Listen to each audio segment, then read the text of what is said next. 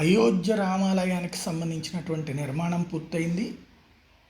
ప్రస్తుతం 22వ తారీఖున ప్రారంభోత్సవం జరగబోతుంది.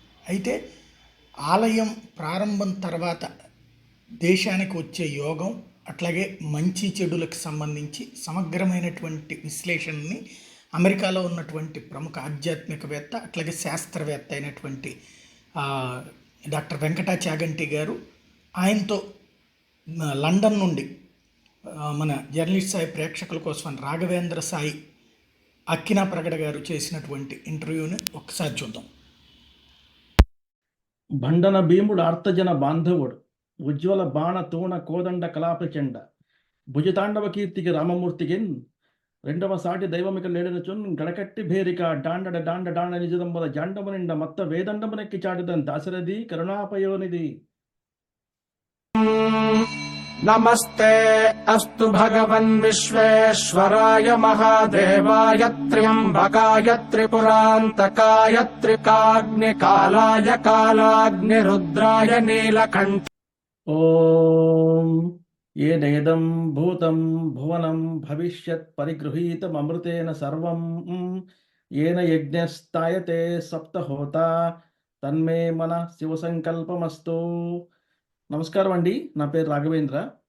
University of applied Vedic sciences ద్వారా కొనసాగుతున్న మా జ్యోతిష్య పరిశోధన కార్యక్రమానికి తిరిగి స్వాగతం. మనతో మా గురువు గారు పూజ్యులు శ్రీమాన్ డాక్టర్ వెంకటా చాగంటి గారు మనతో ఉన్నారు. నమస్కారం సార్, వెల్కమ్ సార్. ఓ నమస్తే రాఘవేంద్ర, నమస్కారం అండి సార్. సార్, మన రాముల వారి గుడి నిర్మాణం జరిగింది దాదాపుగా 500 సంవత్సరాల దక్కా ముక్కిల తర్వాత. సో మొత్తానికి ఆ రోజు రాబోతుంది. ఇంకో 6 రోజుల్లో గుడి ప్రారంభోత్సవం జరగబోతుంది సార్. సో రాముల వారు బాలరాముడిగా విరాజిల్లబోతున్నారు అయోధ్యలో రామ్లల్లాగా. సో ఆ రోజున పెద్దలు ముహూర్తం నిర్ణయించారు. ఆ రోజున ప్రాణప్రతిష్ఠ చేద్దామని చెప్పి రాముల వారికి 22 జనవరి 12 గంటల 29 నిమిషాల 8 సెకండ్ల నుంచి 12 గంటల 30 నిమిషాల 32 సెకండ్ల వరకు, అంటే 84 సెకండ్లు నిడివిలో ఈ ప్రాణప్రతిష్ఠ కార్యక్రమం ముగిస్తున్నారు. సో దాని గురించి మీతో కొంచెం డిస్కస్ చేయడానికి ఈ కార్యక్రమాన్ని ఏర్పాటు చేయడం జరిగింది సార్. అవును అవును, అదే నువ్వు నాకు 4 రోజుల నుంచి మనందరం కొనసాగిస్తున్న ఒక రీసెర్చ్ వర్క్ ఏదైతే ఉందో అది కదా. అయితే అందరికీ విన్నపం ఏంటంటే, ఇప్పుడు రాఘవేంద్ర సాయి మన university of applied Vedic sciences student. Raghavendra Sai జ్యోతిష్యం మీద, జ్యోతిష శాస్త్రం మీద నిజాలు నిగ్గు తేల్చడానికి ప్రయత్నం చేస్తున్నాడు. దానికి రామాయణాన్ని ఒక మంచి వేదికగా ఎంచుకున్నాడు. మీ అందరికీ తెలుసు, దాదాపు 3 సంవత్సరాల నుంచి రాఘవేంద్ర ఈ జ్యోతిష శాస్త్రము, రామాయణము వీటి మీద అనేక పరిశోధనలు చేశాడు. అనేక రీసెర్చ్ వర్క్స్ ఆయన పబ్లిష్ చేశాడు. దానికి మనం అందరం కూడా ఆయన మెచ్చుకోవాల్సిన అవసరం ఉంది. దాంతోపాటు ఇప్పుడు డిసెంబర్ 24వ తారీఖున 24న 22న ఎప్పుడో వచ్చి నాతో మళ్ళీ మొరబెట్టుకున్నాడు. సార్, ఇట్లా రామాలయం ఇట్లా పునరుద్ధరిస్తున్నారు, దానికి సంబంధించిన డీటెయిల్స్ ముహూర్తం బయటకు వచ్చినాయి అని చెప్పాడు. అయితే వెరీ గుడ్ అయ్యా, అంటే ఏం చేయబోతున్నారంటే ఇట్లా జనవరి 22న రామ్ లల్లా, అదే బాలరాముడా, ఆయన ప్రాణ ప్రతిష్ఠ చేస్తున్నారు. ఆ సమయానికి ముహూర్తం ఇది అని ఇప్పుడే ఇందాక ఎక్స్ప్లెయిన్ చేశాడు కూడా అని చెప్పాడు. అయితే ఏంటంటే మరి దానికి బలాబలాల గురించి నేను రీసెర్చ్ చేయదలుచుకున్నా అని చెప్పాడు. అయితే తప్పకుండా చెయ్యి, ముహూర్తానికి బలాబలాలు ఉంటాయి చెప్పాను. సో అయితే మరి ముహూర్త బలాబలాలు గుడి యొక్క బలాబలాల మీద వాటికి ఆధారపడి ఉంటుందా అని అడిగాడు. దానికి నేను ముహూర్తానికైతే బలం ఉంటుంది, ఖచ్చితంగా బలం ఉంటుంది. అది ఎక్కడైనా సరే, ఎవరన్నా మనిషి ఆ టైంలో పుడితే ఆ ముహూర్తానికి పుట్టాడు కాబట్టి ఆ సమయంలో పుడితే కనుక ఏమిటి అని చెప్తాం మనం. అయితే అక్కడ ముహూర్తం చూడము, జన్మ నక్షత్రము, జన్మరాశి ఇవన్నీ చూసుకొని మనము అతని జాతక చక్రం రాయటం అన్నీ చేస్తాం. సరే, ఇవన్నీ స్టాటిస్టిక్స్ అనమాట. ఇదివరకు ఋషులు మునులు కొంతమంది స్టాటిస్టిక్స్ తీసి ఈ గ్రహాలు ఇలా ఉంటే ఇలా జరిగే అవకాశం ఉందని చెప్తారు. ఎలా అయితే ఇప్పుడు వర్షాలు ఈ రోజున టెంపరేచర్ ఇలా ఉంటుంది, రేపు పొద్దున్న టెంపరేచర్ ఇలా ఉంటుంది, ఎల్లుండి ఇట్లా ఉంటుంది, చల్లగా ఉండొచ్చు, వేడిగా ఉండొచ్చు, లేదా వర్షం రావచ్చు, తుఫాన్ ఇటువైపు రావచ్చు అని చెప్తారు. అవన్నీ కూడా statistical data with some scientific evidences which are there. Like ఇదివరకు జరిగిన దాన్ని చూసి చెప్తారు. ఒకప్పుడు మన పరాశర ముని కూడా అట్లనే తన శిష్యులతో కూర్చొని ఈ రీసెర్చ్ వర్క్ కొనసాగించాడు. ఆ రీసెర్చ్ వర్క్లో ఆయనకి కనిపించిన డేటా అంతా రాసుకొస్తే అవన్నీ మనకి ఈ బృహత్ పరాశర హోర శాస్త్రాలో సూత్రాల కింద రాశాడు ఆయన. వాటిని అందరూ మీరు చదివే ఉంటారు, కొంతమంది చదివి ఉంటారు, కొంతమంది చదివి ఉంటారు. అట్లానే మన అక్కినపగడ రాఘవేంద్ర కూడా బ్రహ్మాండమైన వర్క్ చేస్తున్నాడు వాటి మీద, వాటి యొక్క బలాబలాల గురించి తేలుస్తున్నాడు. అలానే ఈ ముహూర్తానికి బలం ఏంటో తేల్స్తాను సార్ అంటే, సరే తేల్చవయ్యా అన్నాను. సో ఆ కార్యక్రమంలో ఆయన కొన్ని అద్భుతమైన విషయాలు కనుక్కున్నాడు. ఆ విషయాల్ని బట్టి ఇప్పుడు ఆ రామాలయం, కట్టబోయే రామాలయం కానీ, అందులో ఉన్న విగ్రహాలు కానీ, వాటికి కానీ ఎంత విలువ ఉంటుంది, అసలు ఏమైనా విలువ ఉంటుందా, అది ఎంతకాలం నిలుస్తుంది అని చెప్పి ఒక అంచనా వేశాడు ఆయన. అలా అంచనా వేయడానికి కారణం ఏంటి రాఘవేంద్ర, ఒకసారి చెప్పు నువ్వు.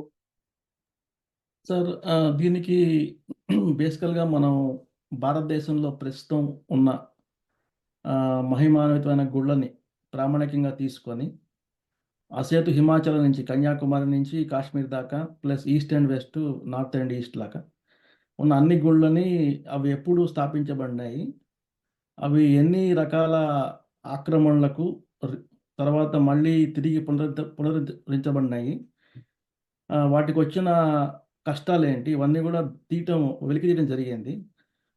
వాటి ఉద్దేశం ఏంటంటే అవి ఎంతవరకు నిలదొక్కుని ఉన్నాయి, వాటి ముహూర్త బలాల ప్రకారంగా అనేది చాలా వరకు డేటా తీయడం జరిగింది సార్. దాని ప్రమాణంగానే ముందుకు వెళ్ళటం జరిగింది మీ ఆశీర్వాదంతో. వెరీ గుడ్ అయ్యా రాఘవేంద్ర. అది this is called as real scientific work. ఏదైతే ఇదివరకు పాస్ట్లో ఒక గుడి స్థాపించబడినప్పుడు ఎంతకాలం అది మన్నన పొందగలిగింది, అది ఏ ముహూర్తంలో ఎలా పెట్టుంటారని నువ్వు కొద్ది క్యాలిక్యులేషన్స్ అవి చేసుకున్నావు. సో దాని బేసిస్ తీసుకుంటే ప్రతి గుడికి ఇంత కాలం ఉంది, కొన్ని గుళ్ళు ఇంకా కొనసాగుతున్నాయి కదా ఇంకా. సో దాన్ని బట్టి ప్రకారము ఈ అయోధ్య కూడా ఎలా ఉండబోతుంది, ఆ గుడి యొక్క ప్రాశస్త్యం ఎలా ఉండబోతోంది, గుడి యొక్క వైభవం ఎలా ఉండబోతోంది, గుడి ఎటువంటి కష్టాలని ఎదుర్కొనబడబోతోంది ఉంటే ఒకవేళ, లేకపోతే లేదు, అలా ఆ విషయాలన్నీ కూడా రాఘవేంద్ర ధీటైన రీసెర్చ్ చేశాడు. అతి తక్కువ కాలంలో మంచి రీసెర్చ్ వర్క్ చేసుకొచ్చాడు. దాన్ని పబ్లికేషన్ పంపించాడు. అది పబ్లిష్ అయిందని చెప్తే చాలా సంతోషపడ్డాను. ఎప్పుడు పబ్లిష్ అయింది రాఘవేంద్ర? సార్ ఇది జస్ట్ నిన్నే పబ్లిష్ అయింది సార్. ఓ వెరీ గుడ్. అన్ని రకాల పీర్ రివ్యూస్ ఫినిష్ చేసుకొని నిన్నే పబ్లిష్ అయింది. Okay okay okay. సో ఏదో ఒకసారి చూపించు నీ పేపర్, పబ్లిష్ అయిన పేపర్ని. మన research paper sir. Yeah, international journal of Jyotish research, Prabhu Shriram's temple in Ayodhya, will it flourish based on the consecration muhurt and various yogas associated with it? ఇది question mark.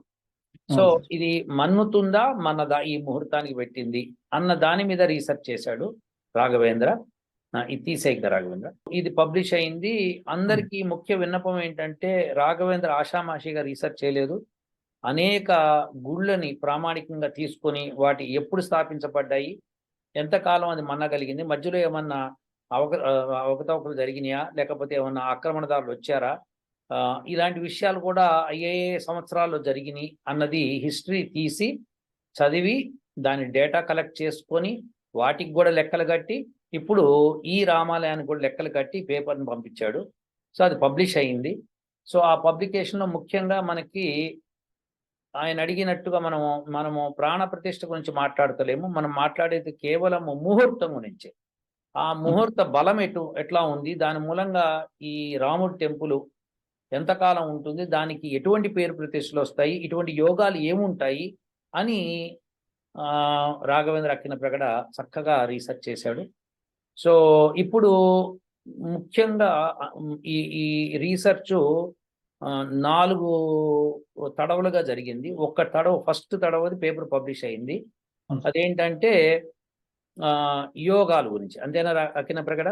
అవును sir. ఈ ఆ ప్రస్తుతం ముహూర్త బలంలో, ఆ ముహూర్తంలో, ఆ సమయంలో ఎవరన్నా పుడితే గనక, ఆ అవును సార్. సమయంలో ఎవరన్నా అంటే జన్మ తీసుకుంటే, ఆ జన్మకి ఎటువంటి ఫలితం ఉంటుంది అని చెప్పడమే ఈ యొక్క రీసెర్చ్ యొక్క ముఖ్య ఉద్దేశం అన్నమాట. సో, అవును ఈ సార్. ముహూర్తానికి అటువంటి బలం ఉందా?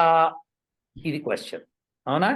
అవును. ఉంటే రాఘవేంద్ర, ఇప్పుడు ఈ ముహూర్తం మూలంగా, ఈ సమయంలో జరిగే ప్రాణ ప్రతిష్ఠ మూలంగా ఎన్ని యోగాలు ఈ యొక్క రామ మందిరికి ఉన్నాయి? దాదాపుగా 13 పైగా యోగాలు ఫామ్ అవుతున్నాయి సార్. ఈ వెరీ గుడ్. ప్రస్తుతం 13 యోగాలు. యోగాలు. ఓకే. ఈ సో, ముహూర్తానికి. సో ఒక 4, 5 యోగాల గురించి, ప్రముఖంగా ఉన్న యోగాల గురించి చెప్తే అవును సార్. వీక్షకులు చూసి ఆనందిస్తారు. సో మొట్టమొదటిగా చెప్పుకోవాల్సింది వచ్చి పస యోగం సార్. చెప్పే ముందర నాకొకసారి నువ్వు ఆ ముహూర్తానికి, ఆ సమయానికి ప్లానెటరీ పొజిషన్స్ చూపిస్తావా? చూపిస్తాను సార్. సో ఇది ఆ రోజు అంటే జనవరి 22 ఉమ్, అరౌండ్ మిడ్ డే అంటే 12:30 అనుకుందాం సార్. ఉమ్, ఇక్కడ ఇచ్చాం మన సమయము యాక్చువల్గా ఎగ్జాక్ట్ సమయము ఓకే. 12:29:08 ఉమ్, పిఎం అంటే మధ్యాహ్నం సమయానికి ఇది గ్రహస్థితి. ఓకే. అయోధ్య ఉత్తరప్రదేశ్ ఇండియాలో జరగబోయే స్థితి, ఏర్పడబోయే గ్రహస్థితి సార్. ఓకే. అయోధ్య ఉత్తరప్రదేశ్లో ఏర్పడబోయే గ్రహస్థితి. సో అవును సార్. ఇప్పుడు జన్మ రాశి ఏది? సో జన్మ రాశి వచ్చి వృషభం సార్. మూన్, ఎందుకంటే చంద్రుడు అక్కడ ఉన్నాడు కాబట్టి జన్మ వెరీ రాశి. ఓకే. ఓకే. జన్మ లగ్నం ఏది? జన్మ లగ్నం వచ్చి మేష లగ్నం ఫామ్ అవుతుంది సార్, ఎందుకంటే ఆయన ఏరీస్ మేషంలో ఉన్నాడు లగ్నం. ఓకే. ఓకే. తర్వాత సాగిటేరియస్లో ఎవరున్నారు? ధనుర్రాశిలో ఎవరున్నారు? ధనుర్రాశిలో కుజుడు, కుజుడు, బుధుడు, శుక్రుడు. శుక్రుడు, ముగ్గురు ఉన్నారు. సూర్యుడు ఎక్కడున్నాడు? సూర్యుడు మకరంలో ఉన్నాడు సార్, ఓకే. క్యాప్రికాన్. ఓకే. అక్వేరియస్లో సాటర్న్. ఓకే. అవును సార్. రాహుకేతువులేమో పైసెస్లోను, విర్గోలోను. ఓకే. ఇక్కడ ఉన్నారు సార్. ఓకే. వెరీ గుడ్ అయ్యా. Very good. బాగుంది. ఇది గ్రహస్థితి ఆ రోజు, ఆ సమయానికి ఇలా ఉంటుంది. అవును ఓకే. సార్. సో ఇప్పుడు ఒక యోగం గురించి మాట్లాడు నాతో. ఫర్ ఎగ్జాంపుల్ పసయోగం గురించి మాట్లాడదాం సార్.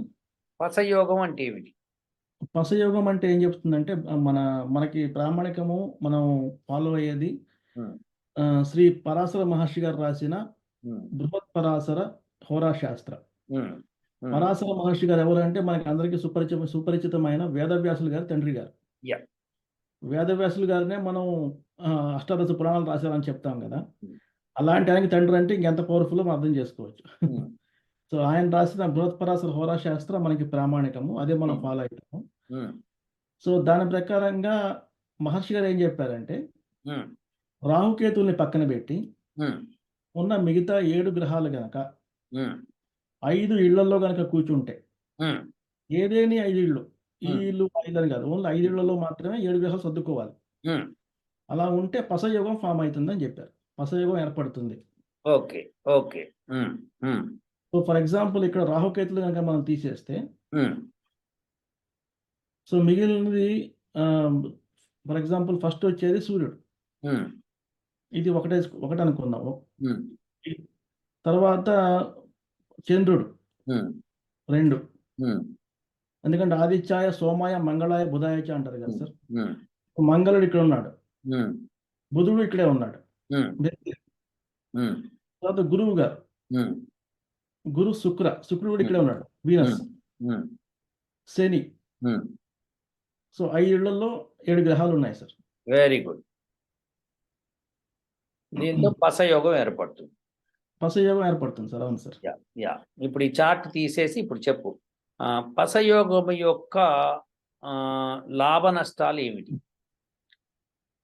పసయోగం అన్ని ఇచ్చేది లాభాలు మాత్రమే, నష్టాలు Okay. ఇవ్వట్లేదు.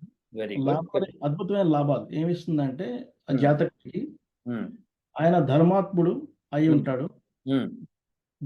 ధార్మిక పనుల ద్వారా వచ్చే డబ్బులు మాత్రమే ఆయనకు అందుతాయి. వావ్. ఆయన దగ్గర పనిచేసే వాళ్ళు అంటే మంత్రులు కానీ, లేదంటే సర్వెంట్స్ కానీ, వాలంటీర్స్, మేనేజ్మెంట్ ఏవైనా అనుకుంటే, ఈ రోజు ఆర్థిక కాలం గురించి మాట్లాడుకుంటే వాళ్ళందరూ కూడా మనసుల్లో ఎలాంటి మలినం లేకుండా ఉమ్, ధార్మిక చింతనతో మాత్రమే పనిచేసే సేవకులు దొరుకుతారు ఆయనకి ఉమ్. అని పసయోగం చెబుతోంది. వా వండర్ఫుల్ అయ్యా, చాలా మంచి విషయం చెప్పావు. అంటే ఇప్పుడు ఈ ముహూర్తంలో రామాలయం స్థాపించబడుతుంది కాబట్టి దీన్ని రామాలయానికి ఆపాదిస్తే కనుక అవును సార్. ధార్మికమైన ఒక ఆలయం కింద ఏర్పడింది అనమాట. అవును అంటే సార్. ధర్మానికి ప్రతీకగా నిలుస్తుంది అనమాట. ధర్మధ్వజంగా నిలబడుతుంది. అంటే రాముడు ఎలా అయితే ధర్మానికి ప్రతీకనో, అవును సార్. ఇప్పుడు ఈ రామ మందిరం కూడా ధర్మానికి ప్రతీకగా నిలుస్తుంది. అంతేనా? అంతే ఒక దిక్సూచిగా నిలబడుతుంది సార్ ఈ గుడి వావ్, ప్రపంచానికి. చాలా బ్యూటిఫుల్, ఎక్సలెంట్. అందుకే మనం న్యూస్ లో చూస్తుంటే ఒళ్ళు పులకరించిపోతుంది సార్. ఎందుకంటే అసేత్ హిమాచల్ నుంచి అటు సౌత్ కొరియా, జపాన్, ఇంకా మిడిల్ ఈస్ట్ నుంచి ఇంకా అమెరికా చెప్పనక్కర్లేదు, యూరోప్, ఎక్కడి నుంచి చూసినా కానుకలు వెల్లువెత్తున్నాయి అయోధ్యకి. బా, వెరీ కొంతమంది బంగారు పాదకులు, కొంతమంది పంచరాత్రులతో చేసిన గంటలు, 100 అడుగుల అగరబత్తీలు, ఈ జనకపురి నుంచి అయితే ఇంకా చెప్పగల కానుకలు బండ్లు కట్టారు వాళ్ళు బా, బా. అయోధ్యకి. అవి సో ఈ చూస్తుంటే పసయోగం వండర్ఫుల్. సో ఇప్పుడు ఈ ముహూర్త బలం వలన అది చాలా బాగుంది. ఇంకొక యోగం చెప్పు. తర్వాత అనపయోగం సార్. అనపయోగం ఎట్లా ఏర్పడుతుంది చెప్పు ఫస్ట్. సో అనపయోగం అంటే సార్, చంద్రుడి నుంచి, చంద్రుడు ఎక్కడైతే ఉన్నాడో ఆయన నుంచి గనక 12వ ఇంట్లో గనక ఏదైనా గ్రహం ఉంటే అనపయోగం ఫామ్ అవుతుంది సార్. వావ్. సార్ చూపించు ఒకసారి. సార్ చంద్రుడు ఇక్కడ ఉన్నాడు కాబట్టి ఇది 1వ ఇల్లు అనుకోవాలి. ఇక్కడ నుంచి 1, 2 ఇలా వేసుకుంటూ వెళ్తే మనం 3, 4, 5 ఇక్కడికి వస్తుంది. 6, 7, 8, 9, 10, 11 ఇది 12వ ఇల్లు అవుతుంది సార్. Very good. 12వ ఇంట్లో గురువు గారు ఉన్నారు కాబట్టి అనపయోగం ఫామ్ అవుతుంది సార్. అది కూడా శుభప్రదమైన అనపయోగం, ఎందుకంటే జూపిటర్ అంటే గురుగ్రహం కదా. ఇంకో విషయం చెప్పడం మర్చిపోయాను సార్. ఇది ఈ ముహూర్తానికి ఏర్పడే గ్రహస్థితి ఇది కాబట్టి, సో మనం కనుక ఇక్కడ చూస్తే లగ్నం మేషంలో ఉంది కాబట్టి ఇది మేష లగ్నం జాతకం. సో మేష లగ్నానికి వచ్చి మంచి చేసే గ్రహాలు, చెడు గ్రహాలు, దుష్టత్వం ప్రసాదించే గ్రహాలు కొన్ని ఉన్నాయి సార్. మాలిఫిక్, బెనిఫిక్ అనేది. అవును sir, benefic, malefic, killers. Okay. So వాటిల్లో మంచి చేసే గ్రహాలు మేష లగ్నానికి సంబంధించి జూపిటర్ ఒకటి, ఓకే, తర్వాత వచ్చి సన్ ఒకటి సార్. ఓకే. ఈ 2 బెనిఫిట్స్, అంటే చాలా మంచి చేస్తాయి జాతకుడికి. ఓకే. చెడు చేసే గ్రహాలు వచ్చి మెర్క్యూరీ ఒకటి, అంటే బుధుడు, వీనస్ అంటే శుక్రుడు, శని. ఈ 3 ఈ జాతకుడికి చెడు చేస్తాయి. ఓకే. తర్వాత తీవ్రమైన వ్యధ కలిగించే గ్రహాలు 2 ఉన్నాయి సార్.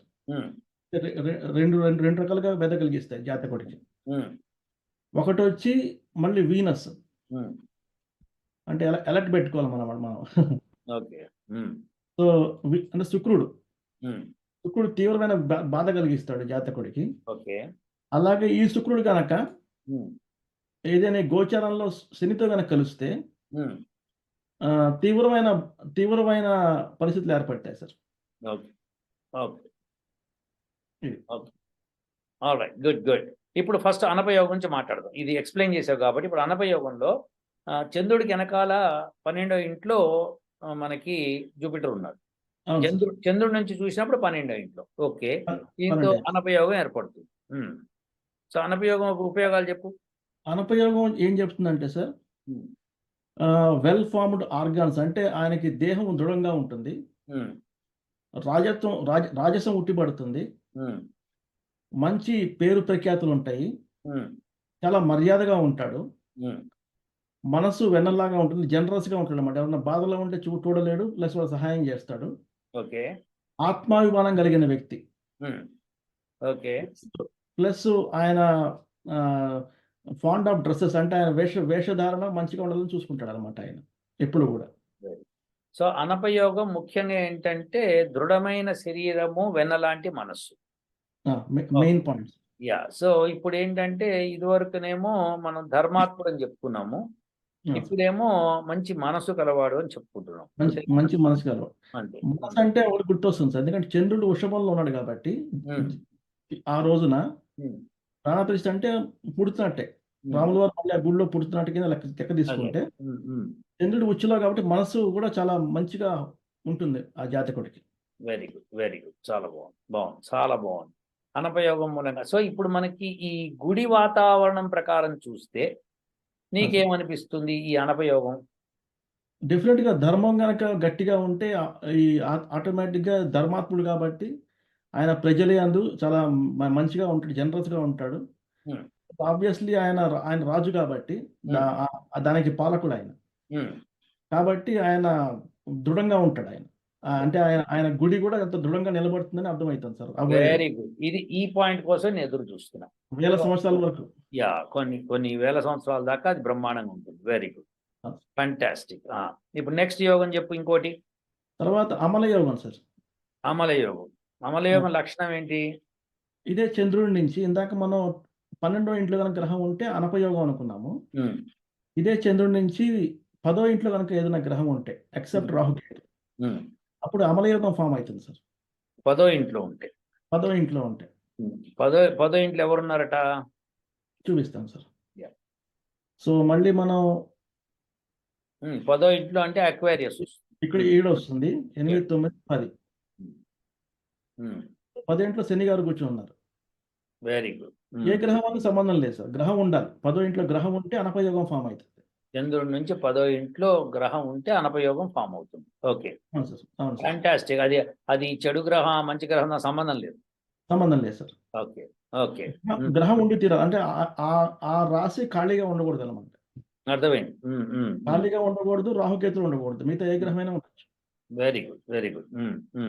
అనపయోగం ఫామ్ అయితే సార్ అది ఇచ్చే కారకత్వాలు ఏంటంటే సారీ అమలయోగం ఫామ్ అయితే ఇచ్చే కారకత్వాలు ఏంటంటే లాంగ్ లాస్టింగ్ ఫేమ్ సార్. అంటే పేరు ప్రఖ్యాతులు దిగంతాల వరకు నిలిచిపోతాయి సార్. Excellent, excellent. రెండో ముఖ్యమైన కారకత్వం ఏంటంటే సార్ స్పాట్లెస్ క్యారెక్టర్, అంటే మచ్చలేని చంద్రుడిలాగా ఉంటాడు ఆయన. వావ్, బాగుందయ్యా, చాలా బాగుంది. మీకు ఇంత మించి రామలాల్ గురించి ఏం చెప్పమంటారు? ధర్మం ఉంది, దయాహృదయం ఉంది, అనేక పేరు ప్రతిష్టలు కాంచుతాడు. ధనం అయితే ఎక్కడి నుంచి అయితే అక్కడి నుంచి వస్తుంది. అవును, లక్ష్మీ యోగం ఉందా ఈ పెద్ద మనిషికి? ఖచ్చితంగా ఉంది sir. Okay, so wonderful. So ఇప్పుడు కొన్ని యోగాలు డిస్కస్ చేశాము. దీని మీద కొద్దిగా లైట్ మళ్ళీ త్రో చేద్దాము. సో ఇన్ని యోగాలు 13 యోగాల్లో ఒక 3 యోగాలు అయితే బ్రహ్మాండంగా చెప్పేశాడు ఈయన. ఇంకా 10 యోగాలు ఉన్నాయి. సమయాభావం మూలంగా ఆ యోగాలు మళ్ళీ మాట్లాడదాము. అయితే ముఖ్యంగా రాఘవేంద్ర, నేను అడగవలసిన ప్రశ్న ఏమిటంటే, ఇప్పుడు రాముడు ధర్మాత్ముడు అని మనకు తెలుసు. సో ఇప్పుడు ఇందులో పనిచేసే కర్మచారులందరూ ధర్మం పాటిస్తారని అంటావా? ఖచ్చితంగా అలాంటి వాళ్ళే రాముడి దగ్గరికి వెళ్ళటానికి సాహసం చేస్తారు, ఎందుకంటే ఆ గ్రహస్థితులు అలా ఫామ్ అవుతున్నాయి. వెరీ గుడ్, వెరీ బాగుంది. సో ధర్మాత్ముడై ఉంటాడు కాబట్టి ధర్మాన్ని అంటే ఆ యొక్క కన్స్ట్రక్షన్ మూలంగా ధర్మం ఏలే గుణాలు ఉన్న వాళ్ళు ఎక్కువగా అక్కడికి చేరతారు, అంతే కదా? అంతే సార్. Very good. ఎందుకంటే మనకి పసయోగం నొక్కి వక్కాణిస్తుంది. ఏమనంటే ఆయనకు వచ్చే ప్రతి రూపాయి కూడా, గుడికి చెందే ప్రతి రూపాయి కూడా ధర్మాత్ముల నుంచి మాత్రమే వస్తుంది అని అదే విన్నా నేను. ఇప్పుడు ఆ గుడికి ఆహ్వానిస్తే సోనియా గాంధీ లాంటి వాళ్ళు వెళ్ళట్లేదట. సో ధర్మాత్ములు అయితే ఖచ్చితంగా వెళ్తారు. అంటే ఎక్కువగా ఉన్న వాళ్ళు వెళ్ళలేరు, అంతే. వాళ్ళు అనుకోకపోయినా వెళ్ళలేరు, అంతే కదా? అంతే. సరే, బాగుంది, చాలా బాగుంది. పడిపోతాయి, బ్రేకులు పడిపోతాయి ఆటోమేటిక్ గా. Good good good job. So ఇప్పుడు ఇదండి. సో రామాలయం గురించి ఇంకా చెప్పడానికి చాలా ఉంది, ఇంకొక వీడియోలో చెప్పుకుందాము. కానీ ఇక్కడ ఒక చిన్న ప్రశ్న వస్తుంది. రాఘవేంద్ర నన్ను అడిగాడు, దానికి నేను సమాధానం కూడా చెప్పడం జరిగింది. అదేంటంటే, ఇప్పుడు ఈ ముహూర్త బలం గురించి మాట్లాడాడు, దానికి ఆ సమయంలో ఏర్పడే యోగాల గురించి మాట్లాడాడు. ఇప్పుడు ఇది రాముల వారికి అప్లై చేయొచ్చా, చేయకూడదా, ఎలా చేస్తాము, ఆ గుడిలో ఉన్న రాయికి ఎట్లా అప్లై చేస్తాము, రాయికి ఎట్లా, గుడికి ఎట్లా అప్లై చేస్తాము, ఈ ప్రశ్నలు ఉన్నాయి.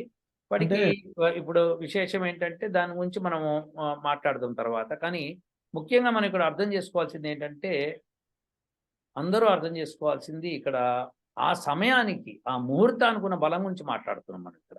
ఆ! సో, ఆ ముహూర్త బలంలో అక్కడ ఎవరైనా ఒక పిల్లవాడో లేదా అమ్మాయి పుట్టినా గానీ ఇదే. ఈ యోగాలన్నీ అప్లికబుల్ అవుతాయి. అంతే కదా? అంతే సార్. ముహూర్తానికి ముందు ఒక శిల, ముహూర్తం తర్వాత రాముడు యాహ్! అనే భావన. Very good. యాహ్! ఎగ్జాక్ట్‌లీ. ఇప్పుడు అక్కినపరగడ రాఘవేంద్ర ఆషామాషిగా రిసర్చ్ చేయలేదిక్కడ. ఆహ్, ఇక్కడ కొన్ని పదుల సంఖ్యలో ఉన్న మంచి మంచి గుళ్ళనన్నిటిని రీసెర్చ్ చేశారు ఇండియాలో, భారతదేశంలో ఉన్నవారు. అవును. అవి ఎప్పుడు, ఏ ముహూర్తంలో దాన్ని స్టార్ట్ చేశారు, ఎన్ని వందల సంవత్సరాలు అది ఉండగలిగింది అన్న దాని మీద ఆయన దృష్టి పెట్టాడు. దృష్టి అవును పెట్టి సార్. ఇక్కడ తీసుకొచ్చారు. సో, ఇప్పుడు ఒక ఇంపార్టెంట్ విషయం మీ అందరికీ చెప్పదలుచుకుంది ఏంటంటే, నేను దీన్ని ఎలా ప్రోత్సహించానో చెప్తాను. రాఘవేంద్ర గుళ్ళ మీద అంతా రీసెర్చ్ చేసి ఇగో ఇన్ని వందల సంవత్సరాలు ఈ గుడి ఉంది. ఇప్పటిదాకా పదిలంగా ఉంది. పలానా రాజులు పలానా చోట స్టార్ట్ చేశారు. మళ్ళీ కొంతకాలం ఆగింది. మళ్ళీ ఎవరు స్టార్ట్ చేశారు. మళ్ళీ ఇలా అని చెప్పుకొచ్చాడు. ఆ గుళ్ళన్నీ చెప్పినప్పుడు ముహూర్త బలం ఉంటేనే కానీ అది జరగదట్లా. సో, ఆ! అది ఇప్పుడు కూడా అలానే జరిగింది. ఈ విషయం అదే జరిగిందనమాట. ఇక్కడ కూడా అదే జరగబోతోంది. అయితే మనం అందరం అర్థం చేసుకోవాల్సింది, మన శాస్త్రాల్లో, వేదంలో గాని చెప్పబడింది ఏంటంటే, దేవతల సంవత్సరాలు, మానవ సంవత్సరాలు డిఫరెంట్. అవును సార్. దేవతా సంవత్సరం ఎన్ని మానవ సంవత్సరాలతో సమానం. 365 సంవత్సరాలు సార్. సో, 360 సంవత్సరాలతో సమానం. 360. అవును సార్. అలానే ఒక ఒక ఒక సంవత్సరం, మానవ సంవత్సరంలో 360 రోజులు తీసుకుంటే అది దేవతకి ఒక్క రోజు. అవును సార్. సో, ఇప్పుడు మనకి బాబర్ వచ్చి భారతదేశంలో వచ్చి రామాలయాన్ని పడగొట్టాడు అంటే, అక్కడ ఉన్న దేవతకి మూర్ఛ వచ్చిందని లెక్కనమాట. అంతే కదా సార్. సో, ఇప్పటికి అది జరిగి దాదాపు 496 సంవత్సరాలయింది. అవును సార్. సో, బాబర్ పడగొట్టి మళ్ళీ ఇప్పుడు రివైవ్ అవుతోంది. అవును. 496 సంవత్సరాలు మానవ సంవత్సరాలయ్యాయి. అంటే అవును సార్. దేవతకి దాదాపు ఒక రోజు మీద ఒక 40% అనుకో. అంటే అవును. 1.4 రోజులన్నమాట. అవును సార్. సో, ఇప్పుడు అంటే ఏంటి, ఆ దేవతకి 1.4 డేస్ నిద్రా సమయం కింద తీసుకోవాలి మనం.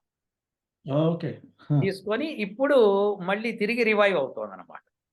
అవును సార్. అందుకే ఇప్పుడు పునర్వైభవం గదా ఇది. ఇది పునర్వైభవం. మొట్టమొదటిసారి చేయడం పునర్వైభవం కింద వస్తుందన్నమాట. అవును సో, సార్. దేర్‌ఫోర్ ఆ రకంగా తీసుకుంటే 360 సంవత్సరాలు ఒక మానవుడి యొక్క 360 సంవత్సరాలు ఒక దేవతా సంవత్సరం కింద లెక్క కాబట్టి 1.5 సంవత్సర కాలము మనము తీసుకోవాలన్నమాట. ఏది, ఈ దేవతకి మూర్ఛ వచ్చింది అని మనం అంతే. అంతే కదా! సో, ఆ అంటే సమయంలో అంటే ఇప్పుడు ఎలా ఉంటుందంటే 1.5 సంవత్సరమా అంటే అవును మరి. రాముడు అడవి పట్టుకొని తిరిగిన 14 సంవత్సరాల్లో సీత లేకపోవడంతో అన్యమనస్కంగా తిరిగాడు అడవంతా అవును. అవును. సంవత్సర కాలం. అది ఆయనకి శిథిలమైనట్టే కదా! ఆయన శరీరం శిథిలమైంది ఆ సమయంలో. అవును సో, సార్. అదే లెక్క మనం ఇప్పుడు తీసుకోవాలన్నమాట. అంటే రావణాసుడు సీతనెత్తుకుపోయి ఎటువంటి దెబ్బ కొట్టాడో, బాబర్ కూడా అలాంటి దెబ్బే కొట్టాడు. సో, అది అప్పుడు రాముల వారి గుడికి అపభ్రంశం జరిగింది. అంటే అప్పుడు అధర్మం పెచ్చుపెళ్ళిందనమాట ఆ సమయంలో.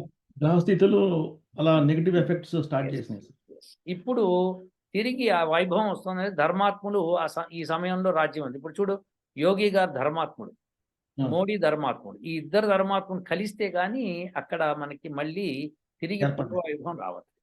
అవును సార్. కానీ దీనికి అనేక మంది ధర్మాత్ములు ప్రయత్నం చేస్తేనే జరిగింది. ఉత్తి యోగి, మోడీయే కాదు. అవును అనేక సార్. మంది ధర్మాత్ములు భారతదేశంలో మానవ రూపంలో ఉన్న ధర్మాత్ములు చాలా మంది కృషి చేస్తే కానీ ఇప్పుడు మనకి ఈ అక్కడ గుడి ఏర్పడుతుంది. అవును సార్. ఓకేనా హిస్టరీ రాఘవేంద్ర? చూస్తుంటే సార్ 500 ఇయర్స్ నుంచి హ్మ్. సిక్కుల్లో కొన్ని తెగలున్నాయి సార్. సిక్కుల్లో. హ్మ్. హ్మ్. వాళ్ళలో కొన్ని వేలు లక్షల మంది తలకాయలు తెగోసుకున్నారు. రాముడి గుడిని ఆక్రమించకుండా కాపాడుకోవడానికి. అబ్బా! హ్మ్. సో, వాళ్ళ చరిత్ర చదువుతుంటే అసలు ఒళ్ళు జలదరించిపోతది సార్. మరి అటువంటి ధర్మాత్ములందరూ ఉండబట్టి ఇప్పటికీ అది వైభవంగా నిలవగలుగుతుంది. అంటే రాముడు ధర్మాత్ముడు కాబట్టి ఆయనకి వానర సేన ఎలా వచ్చి రక్షించిందో అలానే ఇక్కడ కూడా. యాహ్! వాళ్ళ వంశస్థులే ఇప్పుడు మళ్ళీ హ్మ్. ఈ రాబోయే నెల రోజుల పాటు లంగరు పెట్టి అయోధ్యలో వచ్చిన వాళ్ళకి వచ్చినట్టు ఉచితమైన సౌకర్యాలు, భోజనం అంతా కల్పిస్తారు. Very good. వాళ్ళు చెప్తారు, వాళ్ళ పూర్వీకుల గురించి చెప్తారనమాట. మా వాళ్ళు 1000 మంది 1,00,000 మంది చనిపోయారు ఈ ఆపడానికి అని చెప్పారు. ఇప్పుడు మీరందరూ ఇప్పుడు చూస్తున్న వీక్షకులందరూ కూడా మీరు దీన్ని బాగా గమనించండి. యూనివర్సిటీ ఆఫ్ అప్లైడ్ వేదిక్ సైన్సెస్లో రీసెర్చ్ చేస్తున్న రాఘవేంద్ర రామాలయం మీద చెప్పిన ఈ యొక్క యోగాలు ఏవైతే ఉన్నాయో అది మీరు ఫలితాలని మీరు చూస్తారు, అవే ఫలితాలు వస్తాయి. ఖచ్చితమైన రీసెర్చ్ చేశాడు కాబట్టి మిగతా గుళ్ళతో సమానంగా అవి ఎలా వెలుగుతున్నాయో, ఎందుకు వెలుగుతున్నాయో ఫస్ట్ రీసెర్చ్ చేసి ఆ తర్వాత ఆ ముహూర్తాలు ఎటువంటివి అయి ఉంటాయని గ్రహించుకొని ఈ ముహూర్తానికి ఉన్న బలం ఏంటి అని చెప్పి నిగ్గు తేల్చాడు. సో ఇంకొక 10 యోగాల దాకా ఉన్నాయి.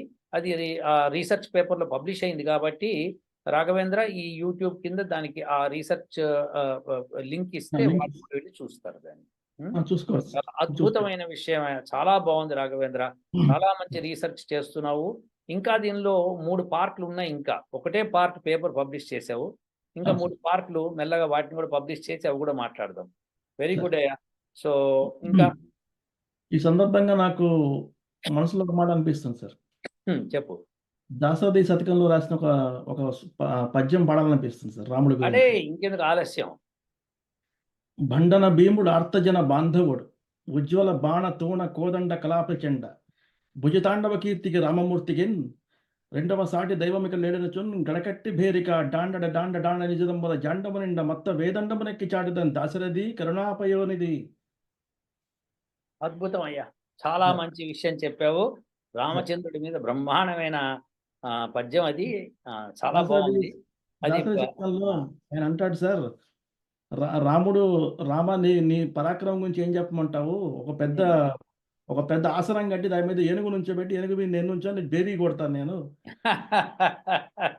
కొట్టి నీ దాని పరాక్రమాన్ని దశ దిశలా చాటుతాను, నా గొంతు పెక్కలు లేట్టుగా అని చెప్తున్నాడు సార్. నిజం, చాలా మంచిగా చెప్పాడు. అలానే ఈ గుడి కూడా అలానే దిగంతాల వరకు నిలిచిపోతుందని చెప్పి గ్రహస్థితులు నొక్కి వక్కాణిస్తున్నాయి సార్.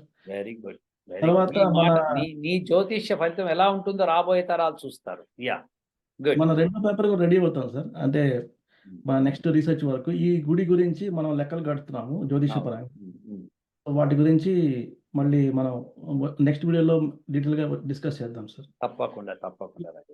ఈ సందర్భంగా ఇంకొక ప్రస్తావన సార్, మనకి సపోర్ట్ చేస్తున్న జర్నలిస్ట్ సాయి గారికి వారు చాలా మంచి హృదయంతో ఈ మంచి విషయాన్ని ఆయన యూట్యూబ్ ప్రేక్షకులతో పంచుకుంటామన్నారు.